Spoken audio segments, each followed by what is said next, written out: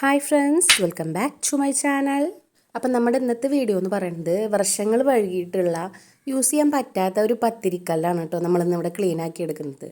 അതുമാത്രമല്ല സ്റ്റീൽ പാത്രങ്ങളിലെയും പിന്നെ ചായക്കറൊക്കെ ഉള്ള അരിപ്പകൾ അതൊക്കെ നമ്മളിന്നിവിടെ ക്ലീൻ ആക്കി എടുക്കുന്നുണ്ട് കേട്ടോ. അതിനായിട്ടുള്ളൊരു സിമ്പിൾ മെത്തേഡാണ് കേട്ടോ ഈ ക്ലോറക്സ്.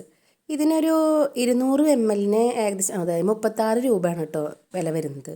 ഇത് കറകൾ, കരിമ്പന്, പായൽ, പൂപ്പൽ ഇതെല്ലാം റിമൂവ് ചെയ്യാനായിട്ട് വളരെ ഹെൽപ്ഫുൾ ആയിട്ടുള്ളൊരു സംഭവമാണ് കേട്ടോ. ഇതുകൊണ്ട് പാത്രങ്ങളിലെയും വസ്ത്രങ്ങളിലെയും ബാത്റൂം ടൈൽസ് അതുപോലെ തന്നെ എല്ലാ തരം കറകളും നീക്കം ചെയ്യാനായിട്ട് സാധിക്കും. ഇരുമ്പ് കറ മാത്രം പോവാറില്ല.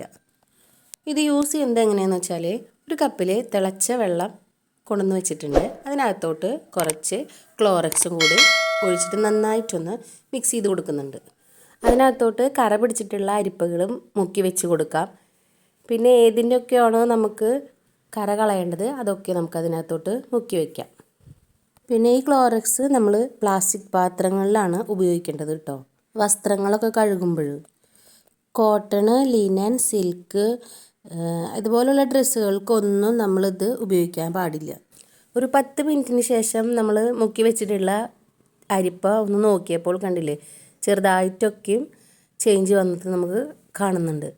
ഇതൊരു 45 മിനിറ്റോളം മുക്കി വെക്കുകയാണെങ്കിൽ നന്നായിട്ട് കറയെല്ലാം പോയി കിട്ടുന്നതാണ് കേട്ടോ. ഇതിങ്ങനെ വെള്ളത്തിൽ മുക്കി വെക്കണോണ്ട് തന്നെ നമുക്കിത് കറകളൊക്കെയും റിമൂവ് ആയി കിട്ടും കേട്ടോ.